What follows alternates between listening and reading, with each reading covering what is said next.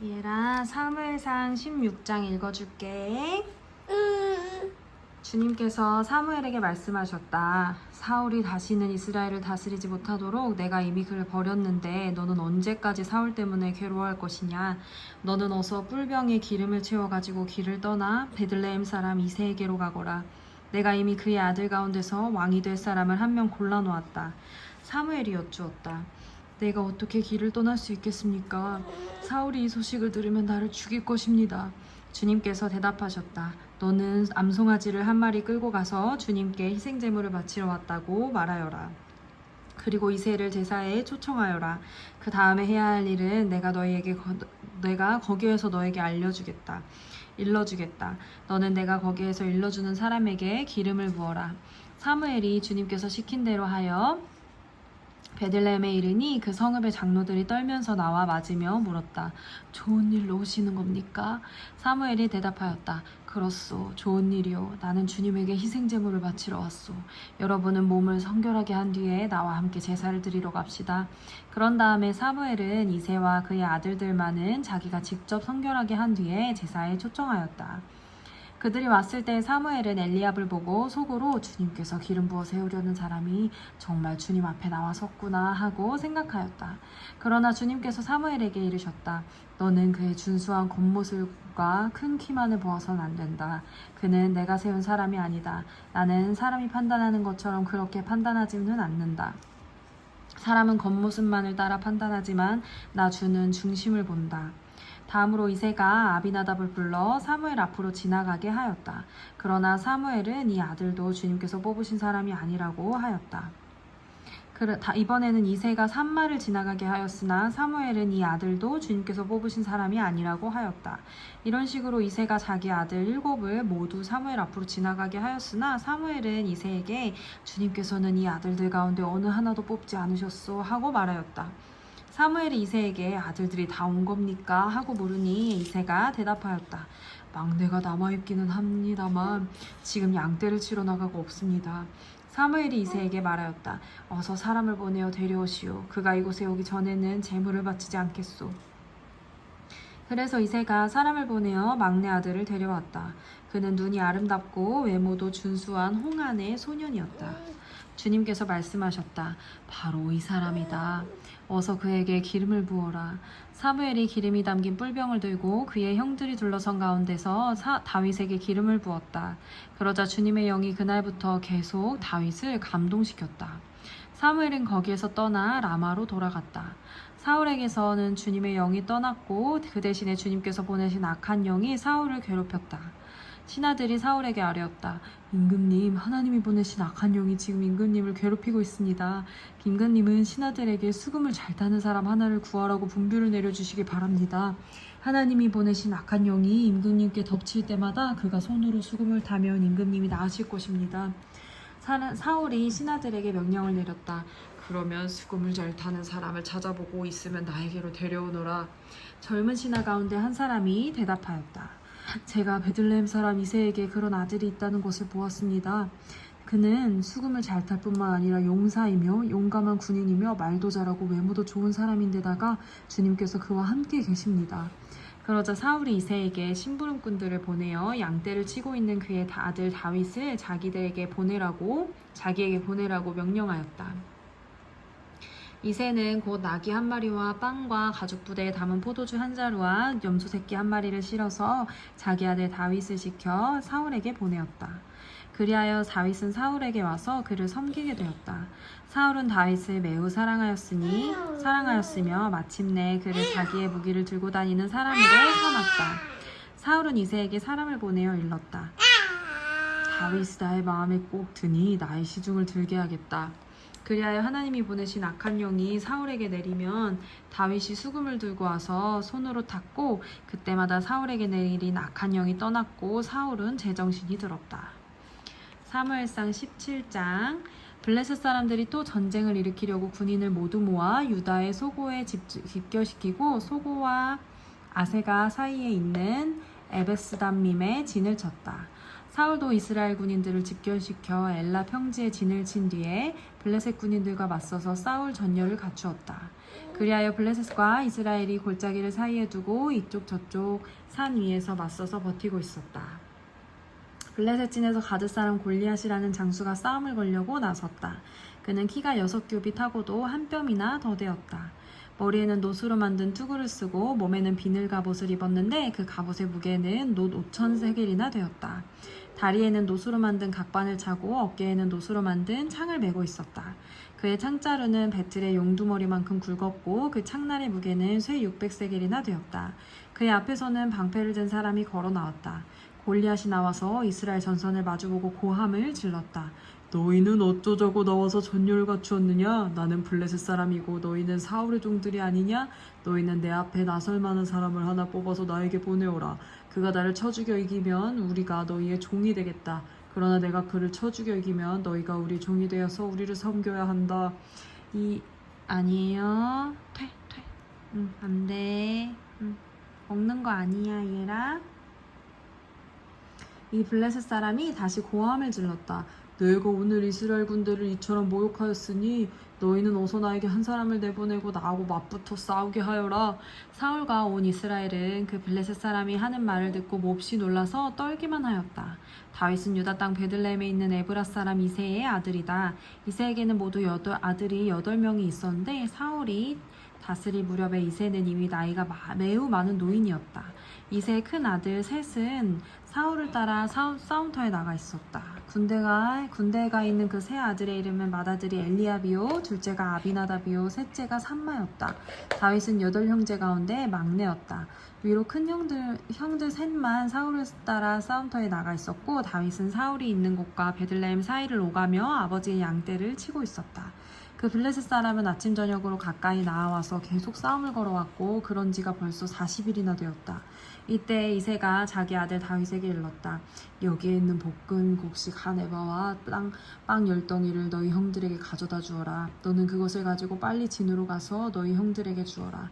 그리고 이 치즈 10덩이는 부대장에게 갖다 드리고 너희 형들의 안부를 물은 뒤에 형들이 잘 있다는 증거물을 가지고 오너라. 그 무렵 사울은 다윗의 형들을 비롯하여 이스라엘 군인을 모두 거느리고 엘라 평지에서 블레셋 사람들과 아니에요. 안 돼. 블레셋 사람과 싸우고 있었다. 다음날 아침에 다윗은 일찍 일어나서 양떼를 다른 양치기에게 맡기고 아버지 이새가 시킨 대로 짐을 가지고 길을 떠났다. 그가 진영에 이르렀을 때 군인들은 마침 전선으로 나아가면서 전투 개시에 함성을 올리고 이스라엘과 블레셋 군인이 전열을 지어 서로 맞서 있었다. 다윗은 가지고 온 짐을 군수품 담당자에게 맡기고 전선으로 달려가 자기의 형들에게 이르러 안부를 물었다. 다윗이 형들과 이야기하고 있는 동안에 마침 블레셋 사람 쪽에서 가드 사람 골리앗이라는 장수가 그 대열에 나와서 전과 똑같은 말로 싸움을 걸어왔다. 다윗도 그 소리를 들었다. 이스라엘 사람들은 그를 보고 무서워하며 모두 그 사람 앞에서 달아났다. 저기 올라온 저자를 좀 보게. 군인들이 서로 말하였다. 또 올라와서 이스라엘을 모욕하고 있어. 임금님은 누구든지 저자를 죽이면 많은 상을 내리실 뿐 아니라 임금님의 사위로 삼으시고 그의 집안에서 모든 세금을 면제해 주시겠다고 하셨네. 다윗이 곁에 서 있는 사람들에게 물었다. 저 블레셋 사람을 죽이고 이스라엘을 받는 치욕을 씻어내는 사람에게는 어떻게 해준다고요? 저 할례도 받지 않은 블레셋 녀석이 무엇이기에 살아계신 하나님을 섬기는 군인들이 이렇게 모욕하는 것입니까?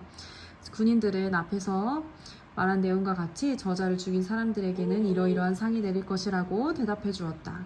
다윗이 군인들과 이렇게 이야기하는 것을 맏형 엘리압이 듣고 다윗에게 화를 내며 꾸짖었다. 너는 어쩌자고 여기까지 내려왔느냐? 들판에 있는 몇 마리 안 되는 양은 누구에게 떠맡겨 놓았느냐? 이 건방지고 고집센 녀석아, 네가 전쟁 구경을 하려고 내려온 것을 누가 모를 줄 아느냐? 다윗이 대들었다. 내가 무엇을 잘못했다는 것입니까? 물어보지도 못합니까? 그런 다음에 다윗은 몸을 돌려 형 옆에서 떠나 다른 사람 앞으로 가서 똑같은 말로 또 물어보았다. 거기에서도 사람들이 똑같은 말을 하였다. 다윗이 한 말이 사람들에게 알려지고 누군가가 그것을 안 돼, 퇴.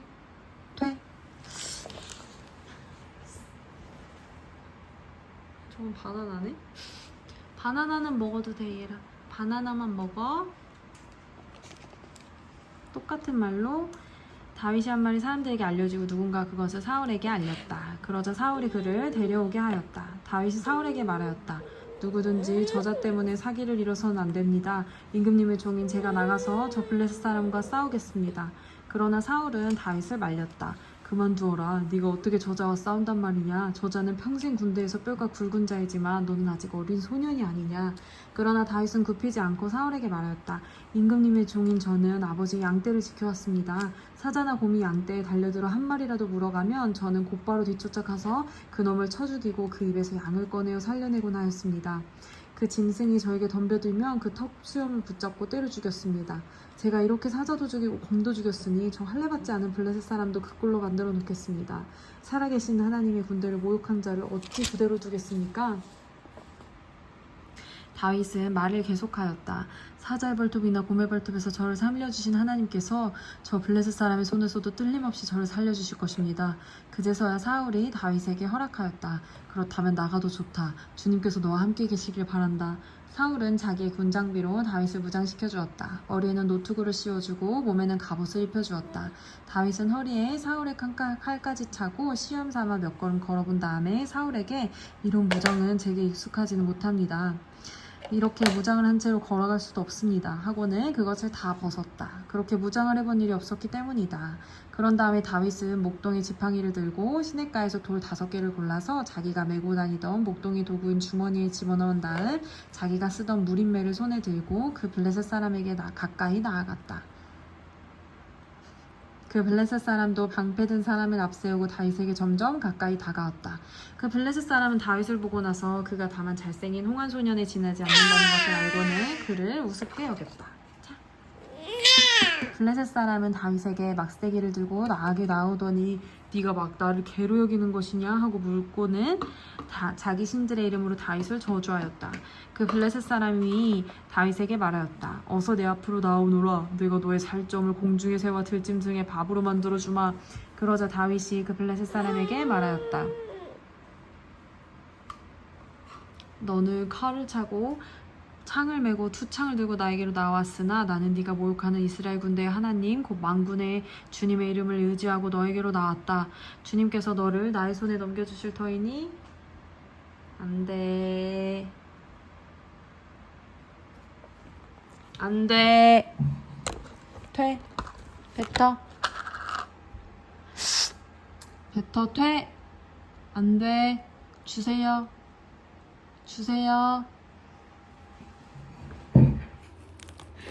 그러자 다윗이 그 블레셋 사람에게 말하였다. 너는 칼을 차고 창을 메고 투창을 들고 나에게 나왔으나 나는 네가 모욕하는 이스라엘 군대의 하나님 곧 만군의 주님의 이름을 의지하고 너에게 나왔다. 주님께서 너를 나의 손에 넘겨주실 터이니 내가 오늘 너를 쳐서 네 머리를 베고 블레셋 사람의 주건으로 모조리 공중의 새와 땅의 들짐승에게 밥으로 주어서 온 세상이 이스라엘의 하나님을 알게 하겠다. 괜찮아? 또 주님께서는 칼이나 창 따위를 쓰셔서 구원하시는 것이 아니라는 것을 여기에 모인 이 온 무리가 알게 하겠다.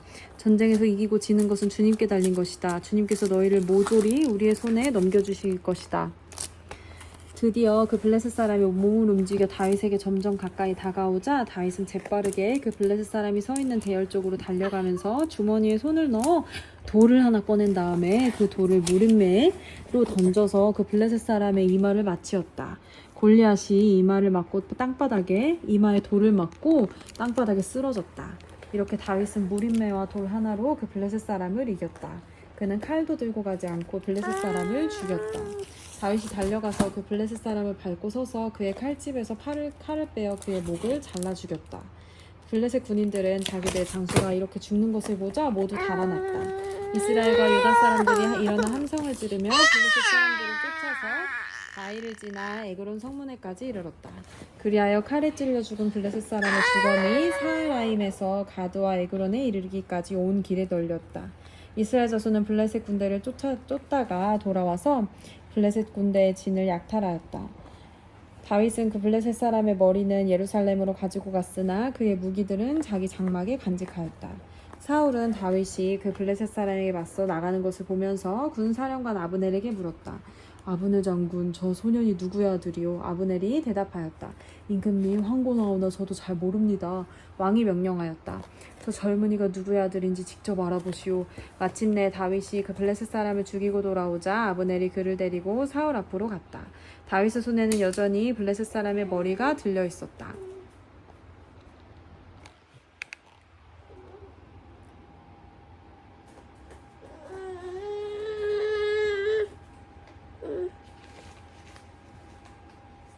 사울이 다윗에게 물었다. 너는 누구의 아들이냐? 다윗이 대답하였다.